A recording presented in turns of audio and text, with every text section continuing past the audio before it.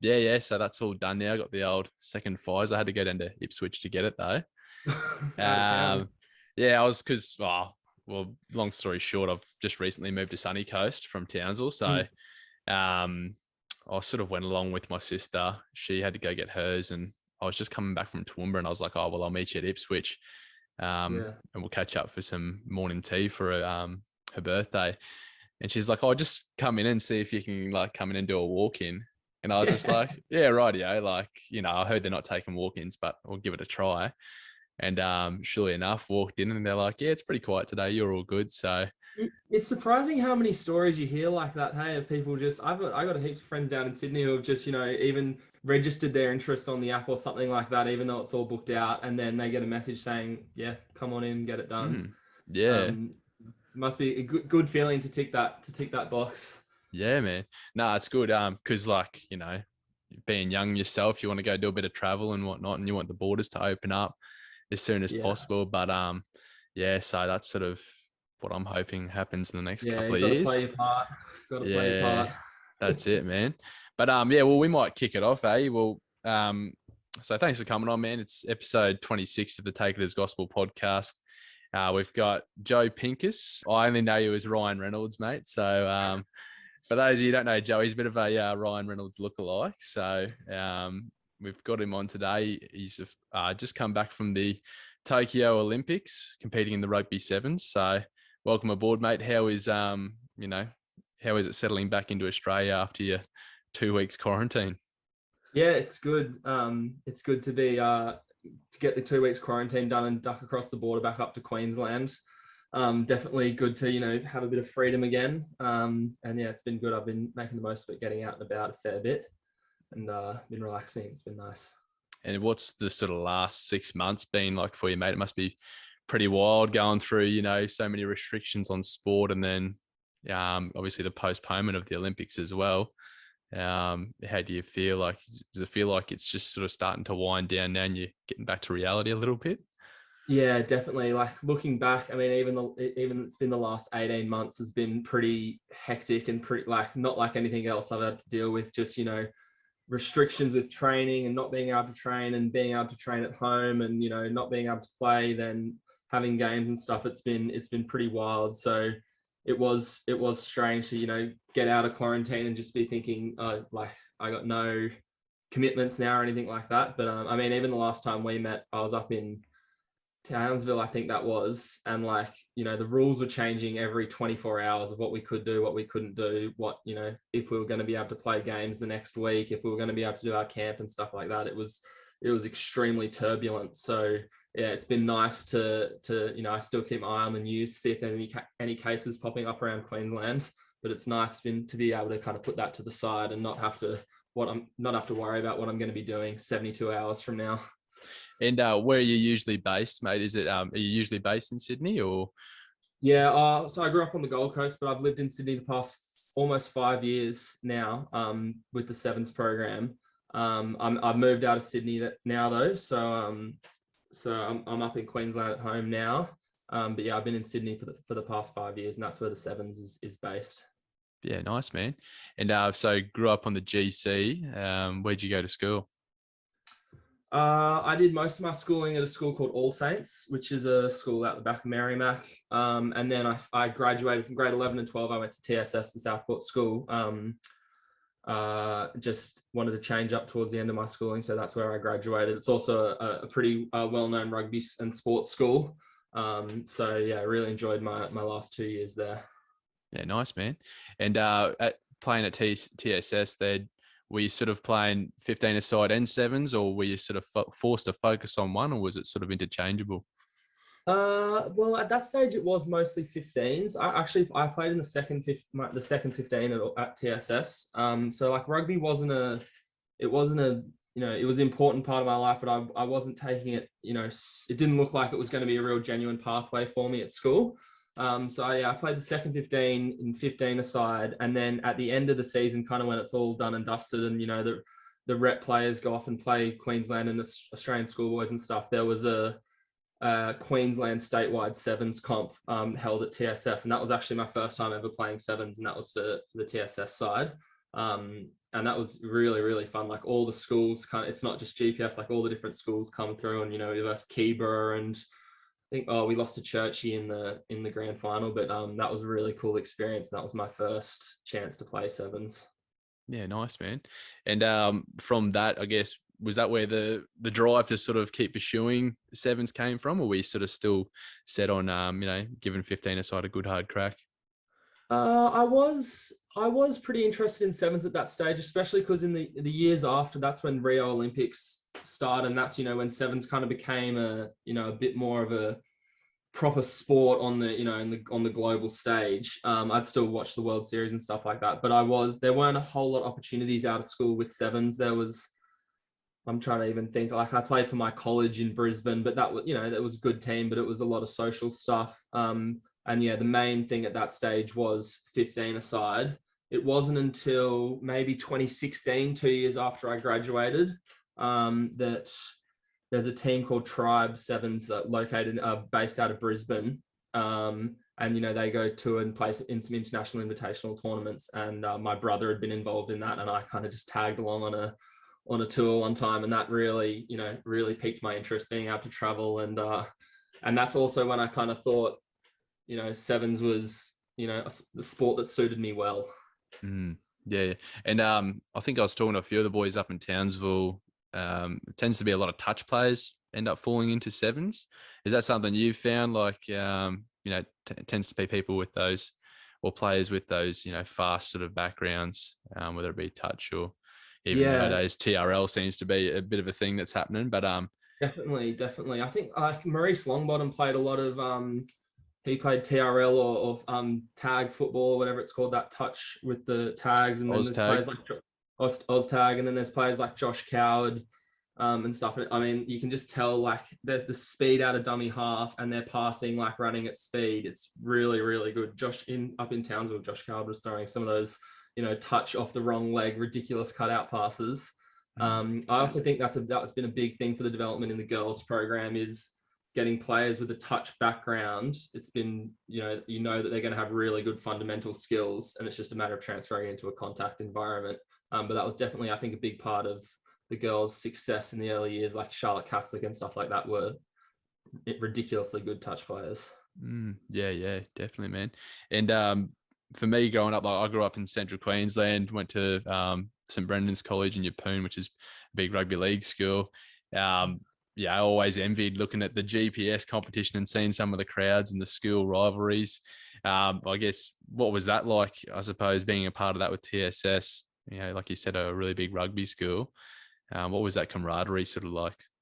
Yeah, it's pretty ridiculous when you see some of those schoolboy crowds, like it's almost getting bigger numbers in the Super Rugby games. But I mean, I can't, as I said before, I played in the second, so we didn't get the big crowds. I was up in the crowds for the first game. I played 7 minutes in the first, so I got a little bit. But yeah, it is a pretty incredible thing to be able to go down to Southport on a Saturday afternoon, and you can hear it from a mile away. It's the big crowds, and it's a good environment, I think.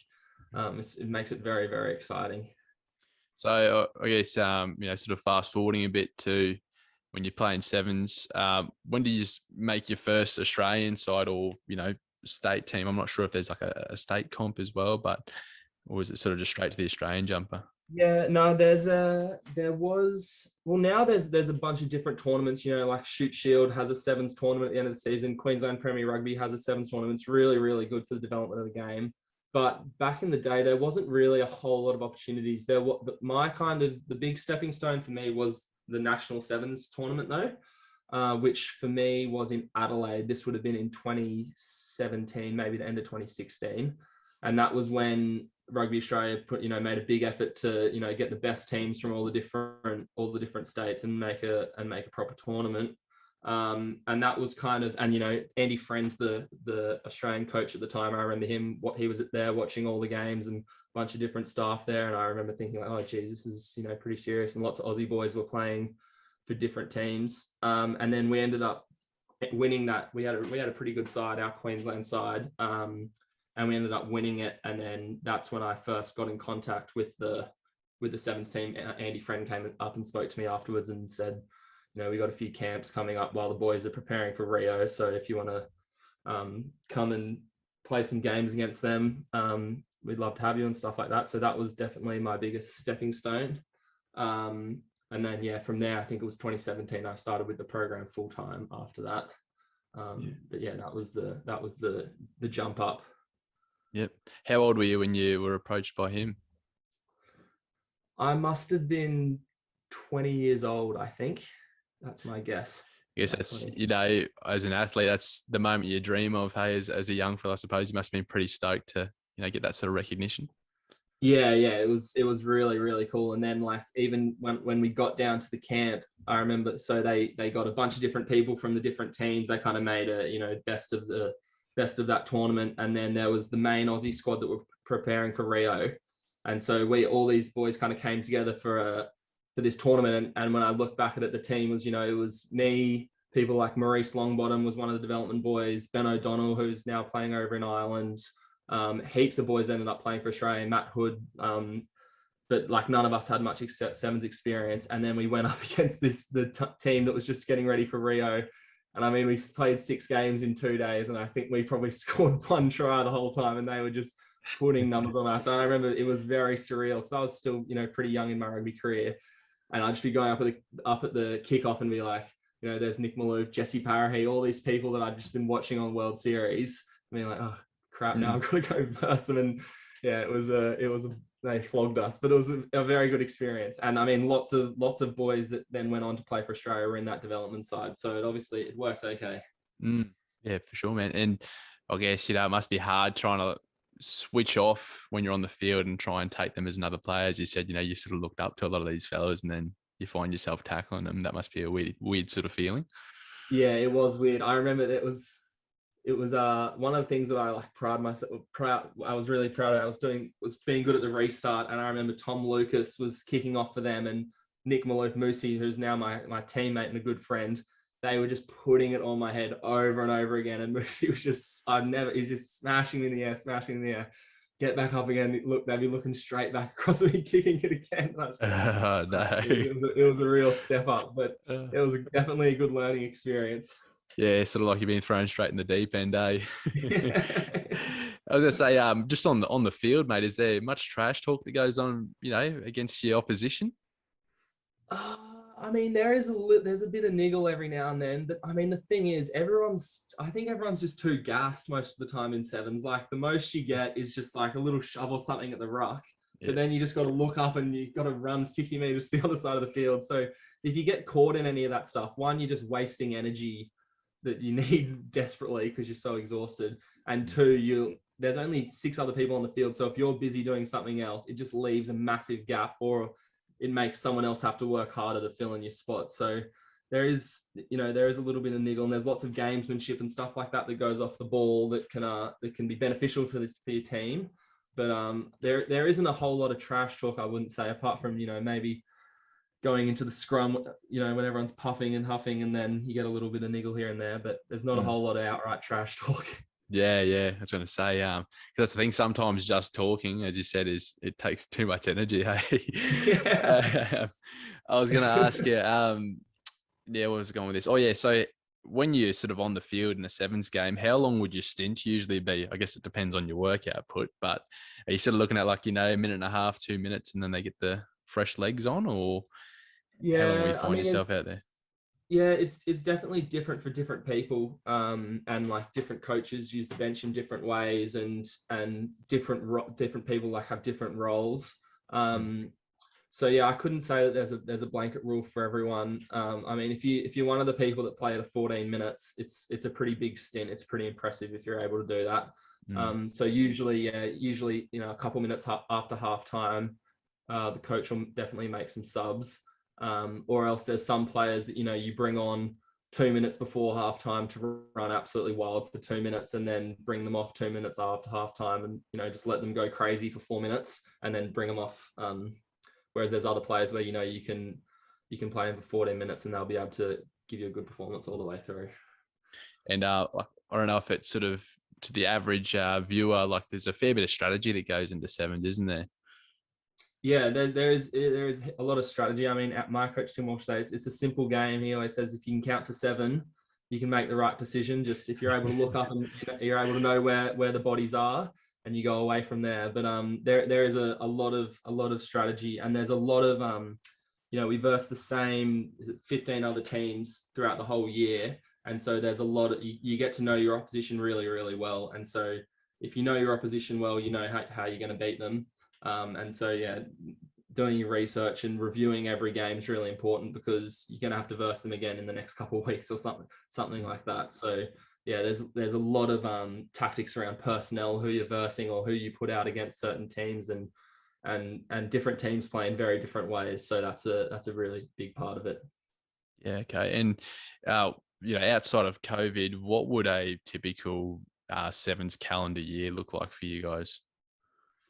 Oh, geez, I'm trying to remember. It's been a while since we've had a typical 7's year, but I think usually around August we'd start up our pre-season, and then the first tournament is Dubai, which is on December 1st or December 2nd or something like that. So we usually have from August through to October maybe. We just have full training, full pre-season mode.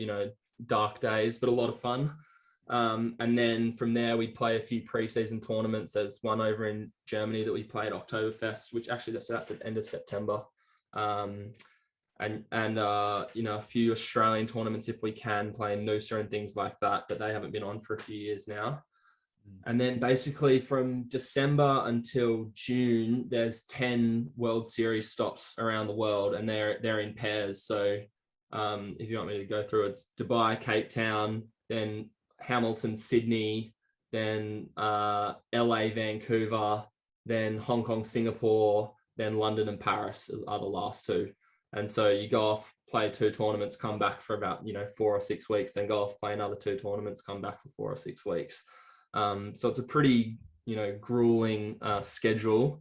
It's pretty tough, but it's also pretty fun. I was going to say, it sort of gives you an opportunity to see the world, doesn't it?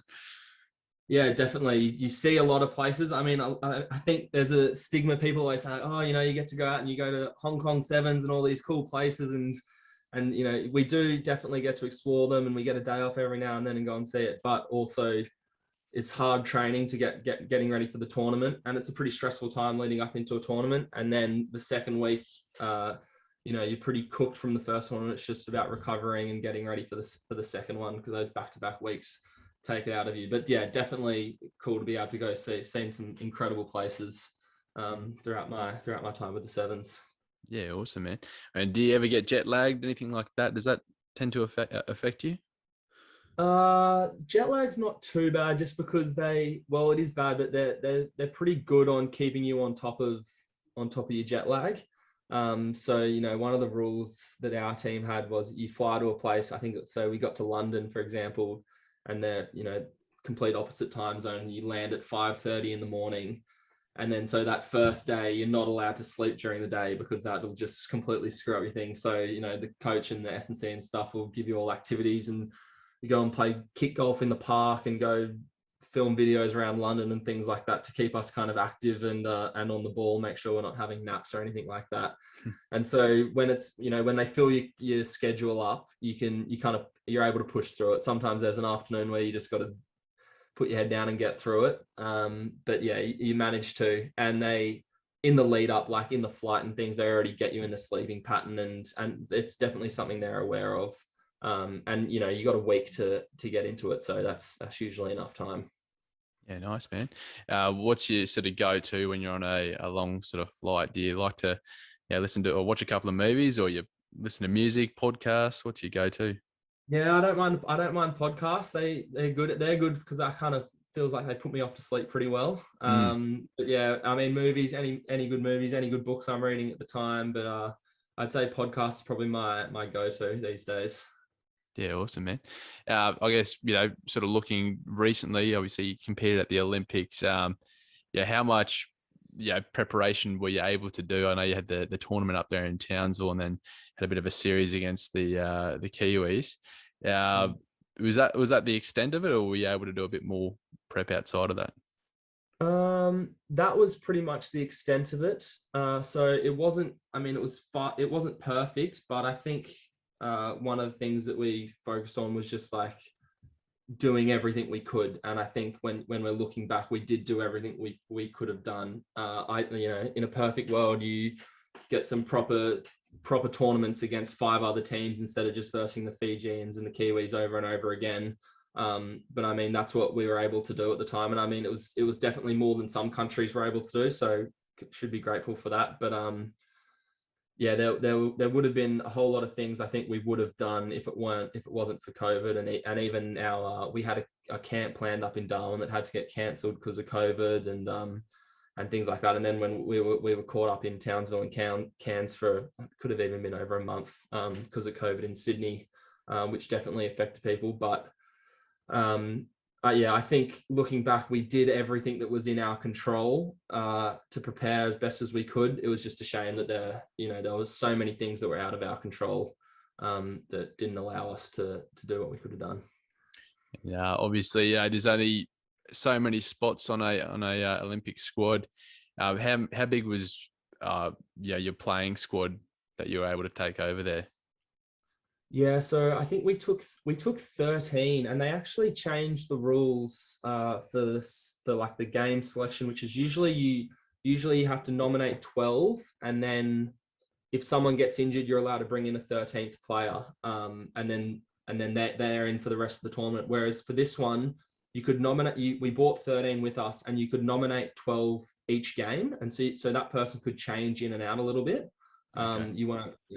Which is, I think they brought it in just because a lot of teams hadn't had enough game time beforehand, and they didn't want people to get injured and things like that unnecessarily. But I actually didn't mind the idea, like you can kind of bring in an impact player or someone if you need a different person for different games. So there were 13 of us that got selected to go over there. Yeah, nice, man.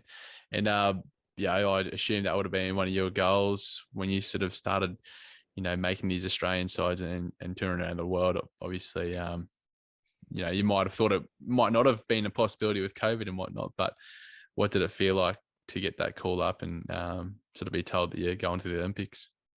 Yeah, it was definitely a goal. Like that was, I think anyone in the 7's team, the reason that you're there now is to get in the Olympics. Like the World Series is all really good and it's important to do really well and all that, but that's all building up for the 4-year cycle, like leading up into the Olympics. So it was definitely a goal. And as far as what it felt, I remember at the time, it was mostly just relief. Like the 24 hours leading up into selection I found very stressful. Just like, we just played those tournaments in Townsville and you're going through every involvement in your head. Like, was it positive? Was it negative? Like what kind of teams are you looking at bringing? Is there anyone else that's in the same position as me that did well and things like that? Like it was, so when I found out, I think the main thing was relief. And then when we came together as the 12 of us that were going, he announced the 12 first. That was just like really exciting and like joyous. Like we were all up on the roof in a hotel and it was just, lots of boys that I've been through the program with for a long time. And, it was kind of just finally like, here we are. And it was really exciting. Yeah, that's awesome, man. And when you guys were in Townsville, like there would have been more than 12 or 13 of you in Townsville, is that right? So there would have been a couple of boys that missed out, unfortunately. Yeah, I think there was like 17 of us all together up there in Townsville, and so there were a few boys that missed out, which is part of it, I guess, and a real shame. But there's also like a really good acknowledgement of their impact on the program, and like it is, there's 13 that go, but really it's the 17 that make it good, and so there was a really good, acknowledgement that the boys that didn't make it, it's just sometimes it can be unlucky, sometimes it can be the type of team that you want to take over, but yeah, it was, it sounds generic to say, but it was really a team effort. And even what's even better is after the selection, we still had, weeks of training in Australia before we went off, and those boys that didn't get selected still just brought such a good attitude to training and just did everything they could to make sure that the team that was going over was going to be in the best shape possible. Yeah, that's awesome, man.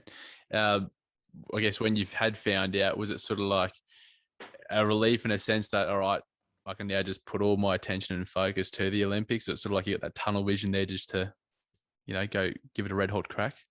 Yeah, definitely. I mean, that's the thing with like the selection. You almost feel more nervous for selection than for the actual games, because to the selection, it's somewhat out of your control as far as you've done everything you can. If you've prepared and trained as hard as you can and played as well as you can, there are still some things that are out of your control. Like I said before, like maybe he wants to take a different style of team, or maybe there's someone else that's playing really well, or something, or maybe you're recovering from an injury or something. So when you do get that selection, you kind of just like, all right, sweet. Don't need to worry about any of that. These are the things, we know that we're versing Argentina first up in this first game. I've got all this review to do. I've got this stuff to do. Like, you can just really focus exactly on what you feel like you need to do. And then, I mean, that's the reason when you get to the game, you're not as nervous, because you've done all the preparation. You've done everything within your control. And then you can just go and get out there. Yeah, awesome, man. So sort of just take me through, like, landing over in Japan, and I guess it must have been sort of strange going from our situation over there to over here to their situation over there with the pandemic and whatnot. And what was that sort of process like going through the airport? Were you all sort of separated, or were you moved through as a group? What was their sort of like social distancing or public health guidelines like? Yeah, I mean, they had it. It was really strict over there. Obviously, it was a state of emergency over there. So like, we got told, you got to do what they say, and like make sure you're doing all the protocols they say, which was a lot of social distancing, a lot of testing, things like that. And so as soon as you land, before you get your bags, before you go to customs or anything like that, you're in a hallway and everyone's sitting on seats 1.5 meters apart, and you immediately go and get your test, masks on, everything like that. And it's just a spit in a cup test, nothing up the nose, thankfully. We had a million of those before we left. And then they kind of file you through the airport, and you go and you wait in a room separate from everyone else. I mean, as a team in a room, and you got to wait there until you get your results back. And then once you get that negative result, you can go get your luggage and get on the bus and stuff like that.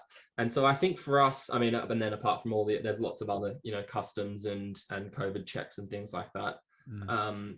And we got through maybe in like 2 hours or something like that, or pretty quick. But then there were some teams that, it took them like 6 hours. I think the Boomers, it took them 6 hours to get through the airport, because if there's a bunch of athletes coming at once, they got to wait for their tests to get back. So we were very lucky. And I think there were a few other teams were a bit angry and jealous when they heard that we cruised through in 2 hours, compared to, that some people waited, well into the early hours of the morning. Yeah. Wow. And probably the last thing you'd need when you're going into the Olympics, a long, tiring wait at the airport. Yeah, exactly. Yeah. And so you just got on a bus from there straight to the Olympic accommodation, the athletes' village? Yeah, got on the bus, and then you get to the village, and there's lots of, it's like going back through another airport again, lots of security, bags scanned, temperature checks, everything like that. And then the bus drops you. There's an underground system of tunnels, and the bus drops you right underneath the Australia building, which is pretty cool. And then go up into your rooms and stuff like that, and feels a bit like Christmas. Yeah, man, that's awesome. And obviously, there was a lot of talk leading into it about these U-Butte cardboard beds, mate. What'd you make of yours? And is it something we should implement here in Australia? I don't know about day-to-day use. I actually didn't find them too bad. I found them okay. I don't mind a firm mattress. They were pretty hard, but I'm all for the idea of the recyclable beds and things like that. I think they all get thrown out after the villages been used. So I'm all for it. Maybe it's something we bring into the 2032 games, but maybe just a bit of a softer mattress on top. Yeah, okay. Because they look pretty sturdy. I saw a few videos of athletes sort of jumping on them and whatnot. So the whole, I don't know if it was a myth about, it was trying to prohibit people from getting intimate inside the village, but it looked like you could do a bit of jumping on them, and they sort of held their shape. Mate, I saw there was some like Georgian weightlifters or something jumping up and down on them. I think they if you can hold those guys, I'm sure you can take anything. Yeah, awesome, man. So you sort of get into the athletes' village. How long did you have to sort of prepare for your first game? We had a little bit of time. I think we had 6 days before our first game, so enough for a few proper field sessions and a captain's run and some gym, and then also a day off and stuff like that. So we had a fair bit of time. The first like 24 hours is kind of just taking everything in, going to the dining hall where everything is, where the gym is, like what you can and can't do. There's inductions by the AOC of rules that they've kind of set out. But then once you get into the swing of things, it's pretty easy. So 6 days is what we're kind of used to on the World Series as well. And the good thing is, like we spoke about before, there's no jet lag really in Japan. It's 2-hour time difference. So that wasn't an issue for us at all. Yeah, awesome, man. And what was the schedule like for you guys? So would you be able to take the listeners sort of through the games you guys played and how you sort of went? Just keep it short if you like, mate. But yeah, I mean, I'm trying. I've reflected a little bit on them, so I'm trying to make sure I'll get all the details right. But our first game was against Argentina, so we had 3 pool games. The first one was against Argentina, who were a good side, and they beat us, which was, a bit of not that we were expecting to win or anything like that, but, we didn't quite go to our game plan, and we kind of shocked ourselves, I think, a little bit. Was that a big win from then, or was that a pretty narrow victory? I think it was pretty decent. I think they took off a pretty good lead at the start, and we might have crawled back a little bit. Yeah, okay. And on the last play, we scored with about 30 seconds to go to put us within a try, and then it came back to our kickoff, and we kicked off, and they got the ball back and scored. So there was a try in it, but then by the end of the game they beat us by two tries. Even though we were right in it on the last play, the ball just bounced up into their hands, and they ran the length of the field and scored. And I mean, credit to them, they had a really good tournament. They ended up coming third, and I think they were probably almost the most unexpected medal as far as the top 3.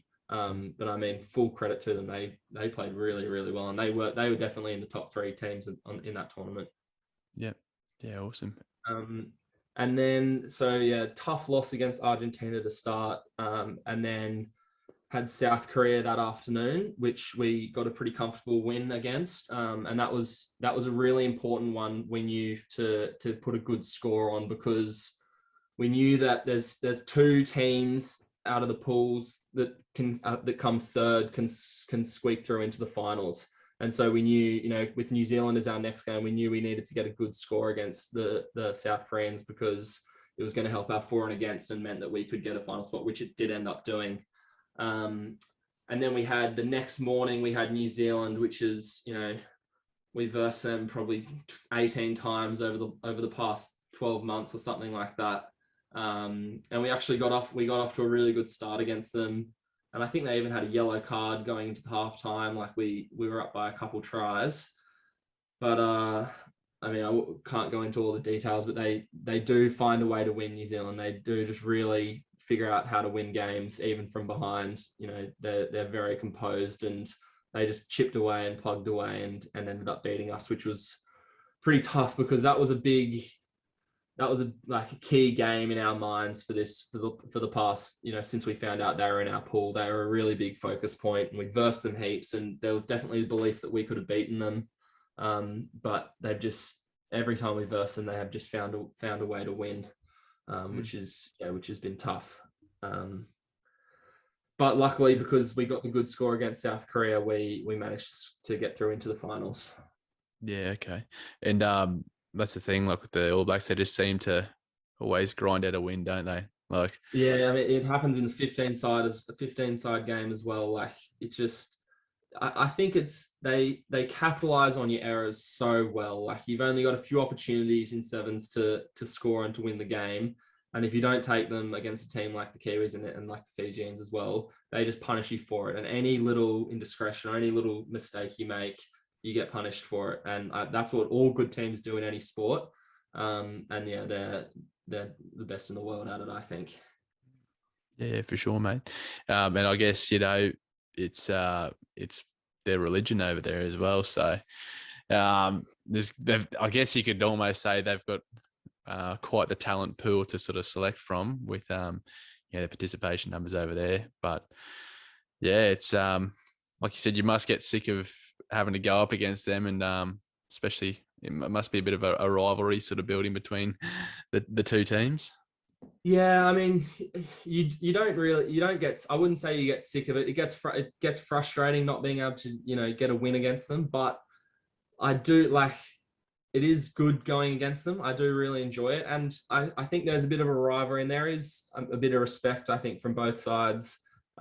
It's always a good game when we verse them. It's always close. I think like all the time. The last 4 times we versed them on the World Series, it's come down to a try. And as I said, like the good teams win those games. But no, they're a good challenging side to verse. Yeah, for sure, man. And so was that your third pool game? That was the third pool game, yeah. Yeah. And then so where did you go from there? Was it sort of was it quarterfinals then or? Yeah, then it goes into the finals. So that first game, I think, was against Fiji. I think it was. And that's like a medal. That if you win that, you get a chance to play for a medal. If you win that, you go into the top 4. And so that was a huge game. And mate, they were obviously a good side. They ended up winning the gold. Which is funny, like 3 out of our first 4 games were against the teams that won first, second, and third. Not an easy draw for you. Yeah, but it also means if we won one of those games, then we would have been up there. So that Fiji game, they were playing they were in good form. And they didn't put a score on us, but I think they beat us pretty clearly. Which put us down below into the 5 to 9 category.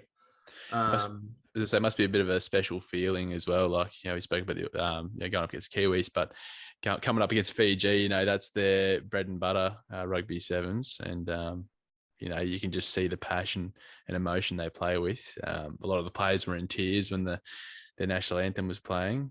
Must be pretty special coming up against a side like that.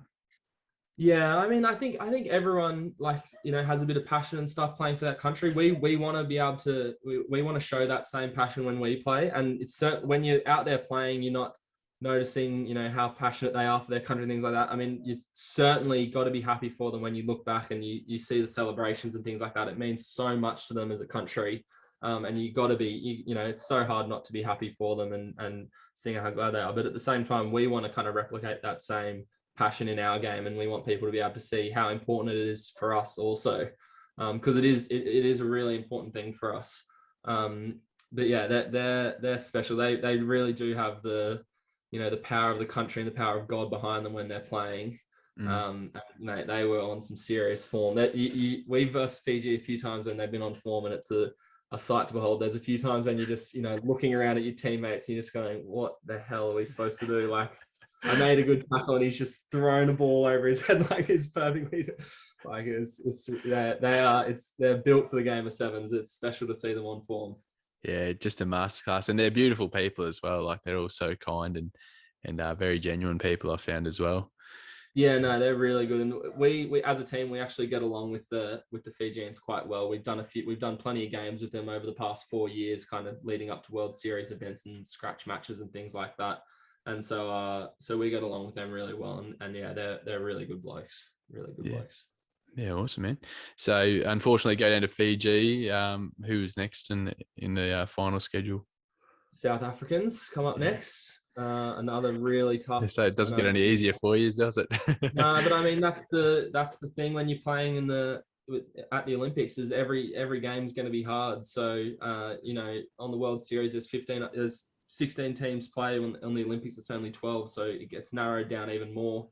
And then if you add Great Britain is a combination of a couple of countries, it's the talent's really centralized, and it's every game it's going to be a tough one.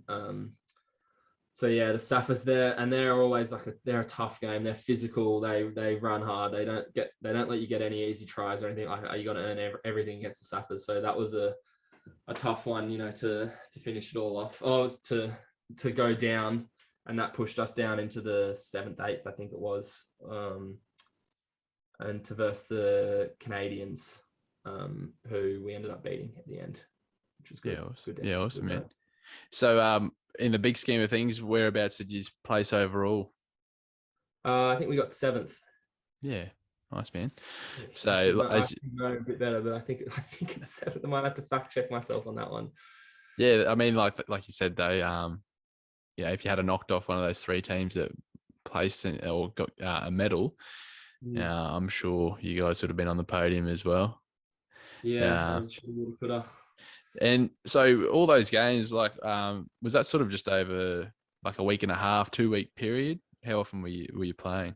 No, it's over 3 days. Oh shit, I was way off. 2 games a day. So you play in the Actually, morning and then you get about a 6-hour break and then you play again. So mate, yeah, it's a brutal sport. It's pretty unforgiving. And so that's one of the big things is, you come off a tough loss in the morning game, and then you look up and you see, oh, we got to versus South Africa this afternoon. It's a properly tough game. But it's what makes it very entertaining as well, I think. yeah, for sure, man. Actually, yeah, it just sort of reminds me. I think I was watching and, yeah, it comes up like at the bottom of your TV screen, yeah, quarterfinals or whatever final it was, and I like thought to myself, I could have sworn this was only on like, only starting a day or two ago. But yeah, that makes sense. We saw how quickly you were playing up in Townsville, and Yeah. it's sort of a game of, I guess, a lot of on the field, but who can sort of manage fatigue best on and off the field too. I guess there's a lot of strength and conditioning that goes in off the field too. Yeah, 100%. There's lots and lots of stuff like that. And just, that's the importance of those games we played up in Townsville. Like, you can train as much as you want, but you got to get the replications of those 3-day tournaments.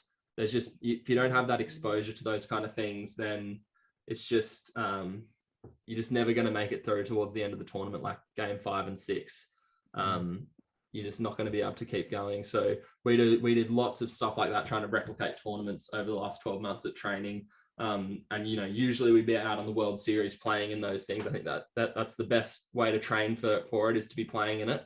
Didn't have any opportunity to do that, so it was just a matter of we trained for a few weeks, and then Walsh, our coach, said, all right, for the Monday, Tuesday, Wednesday next week, it's pretend that it's the Olympics, so we're training 2 times a day, in the morning, in the afternoon, proper hard sessions, and got to get those exposures and get your body ready.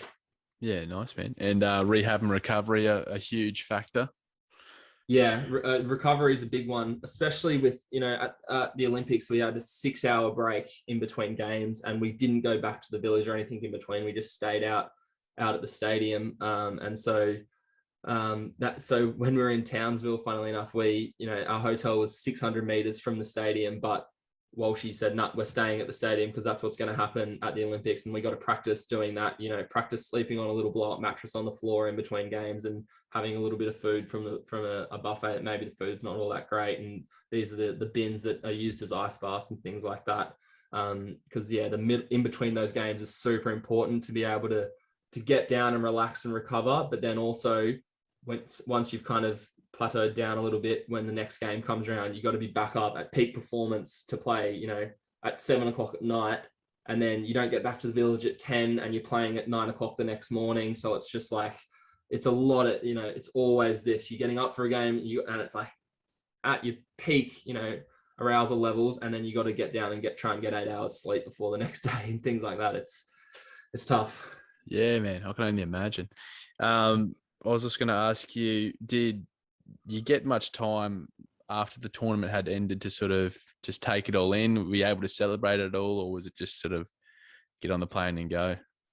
No, yeah, we didn't get much time. Well, usually you'd have 2 weeks, or because we're pretty much the first 3 days of the Olympics is the 7's, and so usually if it's not for COVID, you just spend the rest of the time in the village and you try and go to some other games and things like that.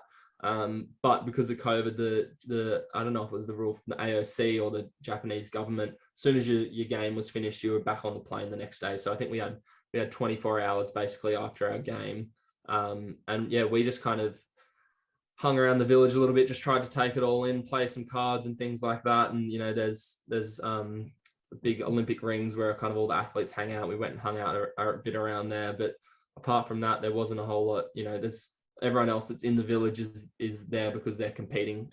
So it was just about being respectful and letting other teams prepare as what they needed to do, because they got gold medal matches the next day and things like that.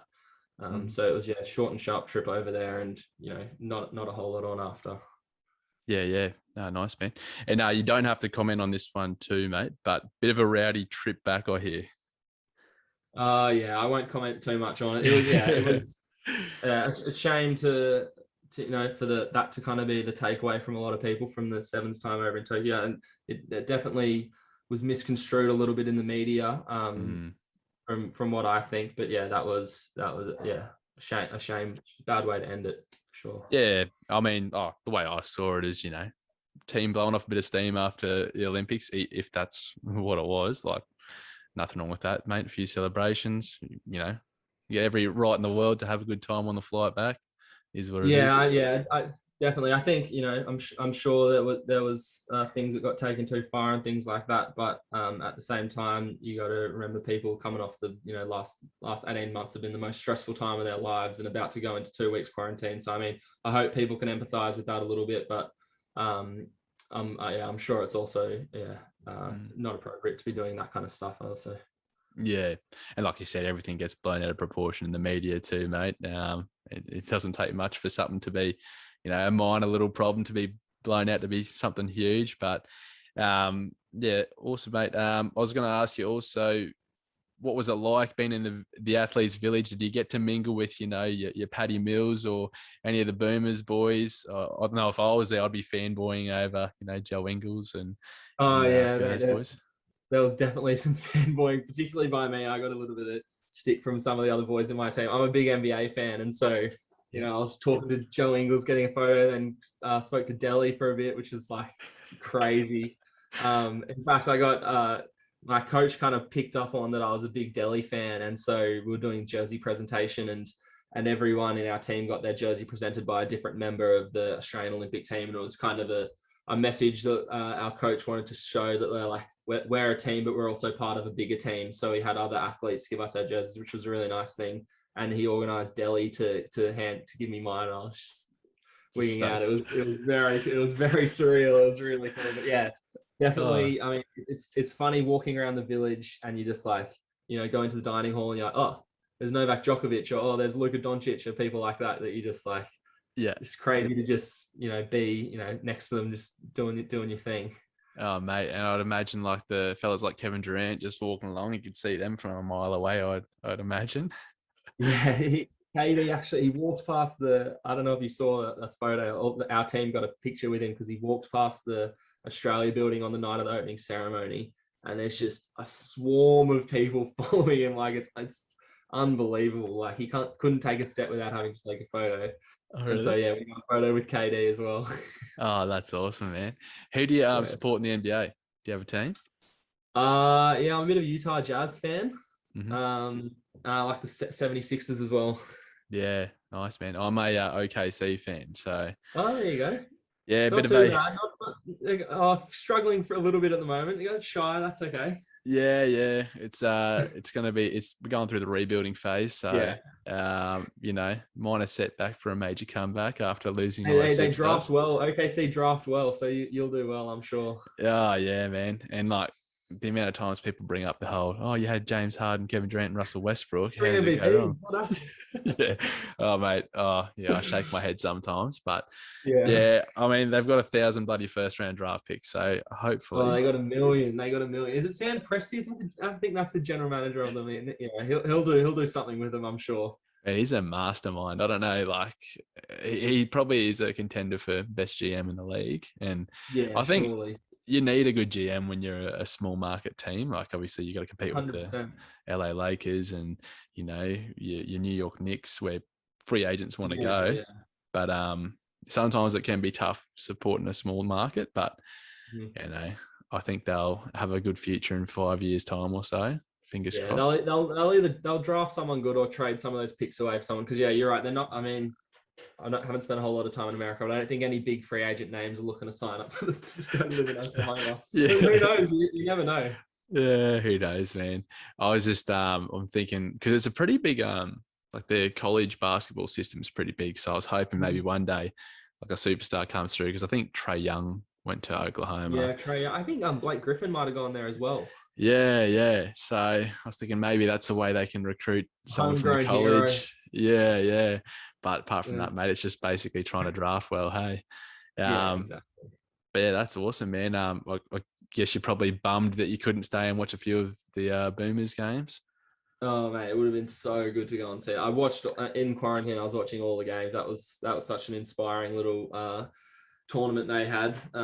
So yeah, I watched all those games. It would have been really good to go and see, get eyes on. That would have been really cool. Yeah, for sure, man. And also, I saw some of the Instagram stories of the quarantine. Was it sort of like almost like little dongers you guys were in? Hey, what was the setup sort of like? Oh no, so we quarantined. It was different for different people. So we quarantined in Sydney, just in like normal hotel quarantine. Whereas it all depended on where your flight landed in Australia, because wherever it lands, that's where you got to do quarantine. And so heaps of athletes went to Darwin and they did the Howard Springs, which is those little dorm room kind of things, and you're allowed out on your balcony with a bit of fresh air. But we were just in a hotel room at the Meriton in the city in Sydney, which was actually quite nice, but no balcony or anything like that. But yeah, so we just had a standard hotel setup. What was that like, mate? I know I'd get probably cabin fever just being locked up like that, but was it tough? Yeah, it was. It definitely got tough towards the end. There was a little bit, for the first few days, it was almost like a bit nice to just be like I said, like it's been a really stressful time leading up to the Olympics, and to just be able to go, like, I got nothing, I got nowhere to be, I've got nothing to do, like uni starts in 10 days or something, like I got no responsibilities for the next little while. It was kind of nice, but then after 3 or 4 days, you want to kind of get moving again and things like that. But they actually do a really good job of making sure you're entertained, and every morning there's an email from the AOC with all daily activities and interviews with people and videos from people and stuff like that. And then every day you get a knock on the door with a package of sponsored goods from AOC partners and things like that. And I got a treadmill put in my room, which was like a lifesaver towards the end. Like you just want to get moved. Like when you go from training super hard and then doing nothing, after a few days, you just start feeling so bad. So that was good to be able to get moving again. And I remember I had a window that opened up like this far, and I used to push the treadmill up against the window, and like there'd be a bit of a breeze and a bit of sun would come in, and I'd feel like pretend I'm running outside. It was very nice. If I didn't have that, I would have been in trouble, I think. Should have asked for like some VR goggles, mate, just so you can pretend that you're on like a footpath somewhere. That's not a bad idea. I don't know how I'd want to go on a treadmill with goggles on though. Become a cropper. Yeah, man. Like, I guess, you probably wish you were almost in the Darwin camp, because it looked like, sort of I think even on Charlotte's story, they were sort of working out and doing their little workouts in the balcony, which would have been nice, but I guess you can't really choose. I think there's definitely positives and negatives to both. Like our rooms were actually it was really good that they were able to get outside and speak to different people and get some fresh air and do exercise and stuff out there. But then like I think it's just going to be different for different people. Like we had really good rooms, and being in Sydney, I could get stuff delivered from organized by Auntie to drop a bag of my stuff over, and we could get Uber Eats delivered and things like that. So you got to, it's a way up if you'd want the fresh air, or if you want to be able to have access to nice things or whatever it may be. So you'd have to speak to someone from there to get their full experience. But I mean, I didn't hate the hotel quarantine in Sydney. I think we had it a lot easier than a lot of people did. So yeah, I managed to get through it okay. But yeah, I don't know which one you'd say was better. Heaps of Netflix too. Yeah, fair bit of Netflix. Do you have any favorite series? No, that's not true. For the first week, it was just the Olympics. I was just watching the Olympics because it was on TV, and every day we'd get a big schedule of events that Australians were in. So you could just have that on the background all day, and it was perfect. Yeah, that's awesome, mate. And I was going to ask you, what was it like? What was the first thing you did after you left quarantine? Was there like a fast food restaurant you had to go eat at, or was it, visiting family? Was there something you were just really eager to do? Because I wanted to get across the border up to the Gold Coast. So when you leave quarantine, you've got to like stay within a kind of group, and they put you on a bus and take you straight to the airport. And then from there you fly straight to the Gold Coast. So they kind of keep eyes on you the whole time. And then when you get to the Gold Coast, you can say, yes, I've been in Sydney, but I've been in hotel quarantine and I haven't gone like out and about in the community and things like that. So I got to the Gold Coast like in the afternoon, and the first thing I did was just go down to the beach and go for a swim, and it was so nice. It was really, really good. I saw the family and everything like that, and then just went straight down for a swim. Yeah, can't blame you, mate. Are your eyes sort of set on the next Olympics now? You got a taste. Obviously, it'd be nice to get a taste of playing in front of crowds again if we can in 2024. I think the next one's scheduled 2024. for. So it's not all that far away when you kind of look at the schedule, how it all plays out. So 2024 in Paris is definitely on my list of things to do again. Like being able to go to one and experience it is really cool. But I think having a second chance would be really, really good. Now I've had the experience and being able to go, and when especially not doing all that well, and then you look at the teams that do well over there, like the Boomers, and how much it kind of can lift a country or lift a sport and things like that. It would be so good to be able to go back and do a bit of a better performance, a bit more of an inspiring performance, and try and lift rugby sevens in the country. So Paris is definitely on my list of things to do. I'm actually, over the next 2 years, I'm going down to Melbourne to play 15s. Mm-hmm. But then with the Rebels there. Yeah, with the Rebels. So maybe that'll be a good chance, pick up some skills and things like that. And I'm going to have a really good crack at that. But I'd love to be able to get back to the sevens eventually. Maybe and do a bit of both maybe. And try and bring something back to the squad for the next Olympic push. Yeah, awesome, mate. You sort of led into my next question. Then I was going to ask you about the Rebels. Obviously you're really keen to do that. Has it been a while since you've played 15 aside at that sort of competitive level, or have you been playing, on and off, whether it be, A grade or I'm not sure what the comp is in Sydney. The Shoot Shield in Sydney. I played a little bit of Shoot Shield when I first moved to Sydney. I played a season of Shoot Shield, which was really good. But then with the sevens, I've been pretty much full time, just playing sevens. But I have had a chance to play a few games for Eastern Suburbs is my club. I played last year, played a couple first grade games, just during COVID, just to get on the field. I went and played. I did my shoulder, had shoulder surgery at the start of last year. And then in about July, I went and played for Eastern Suburbs to kind of get back on the field and start playing some footy again.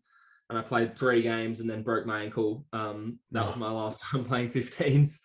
And then since then, I haven't had another chance to. But I played a lot of 15s growing up. I played a lot of 15s when I first got to Sydney. And so now it's just a matter of slipping back into that kind of mindset. Yeah, awesome, man. I guess we're sort of heading towards the end of the podcast now. I've took up enough of your time already, but there's a few little questions I like to ask the guest before leaving, mate. One of them is there anything that's grinding your gears at the moment, whether it be in life or just sports related, anything that's really annoying you?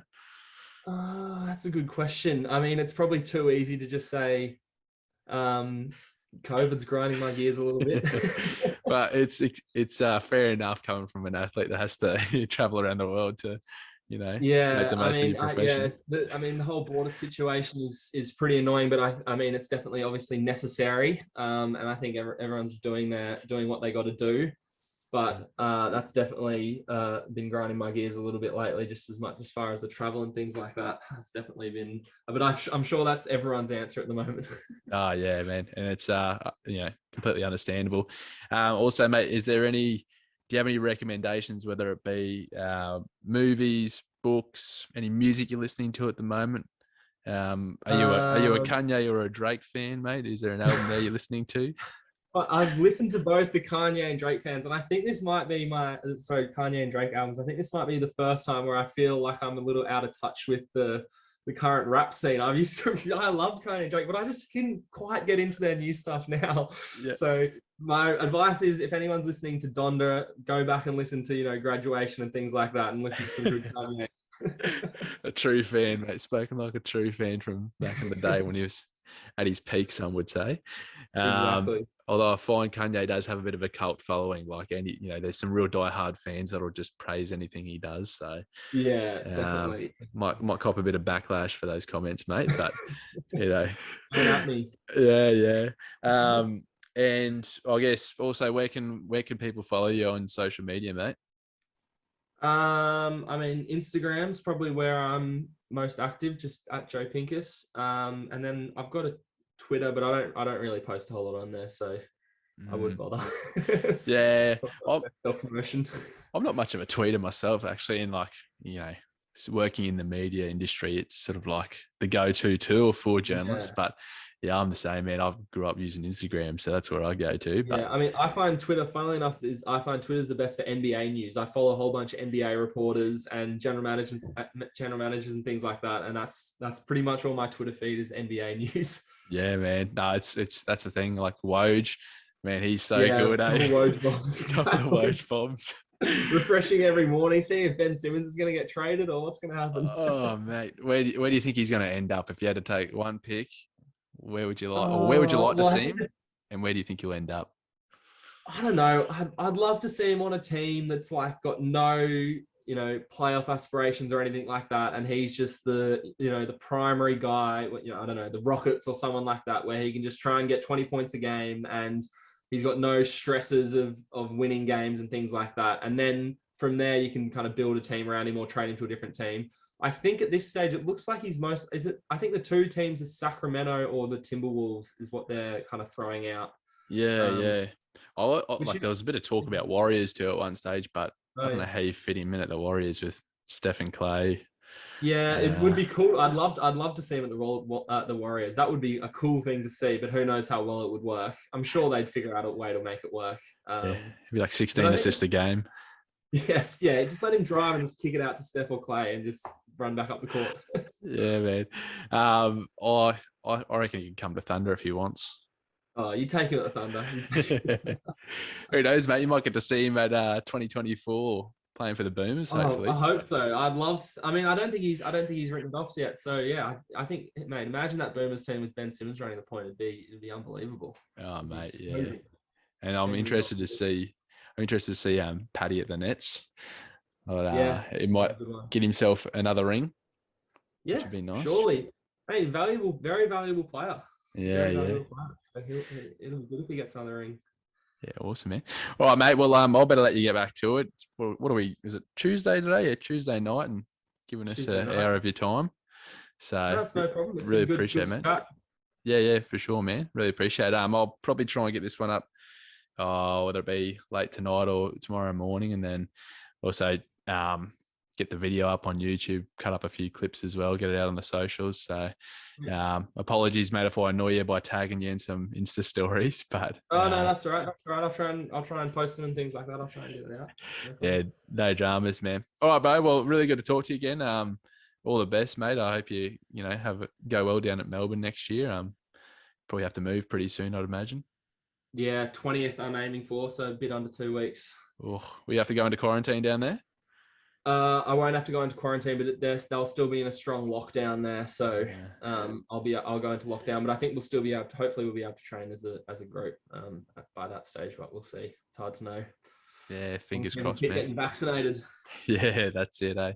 All right, man. Well, all the best. I'll definitely keep an eye on your progress, and hope you go well, man. Awesome. Thanks very much for the chat. I hope it went well. No dramas, man. All right, take care, eh? See you, mate.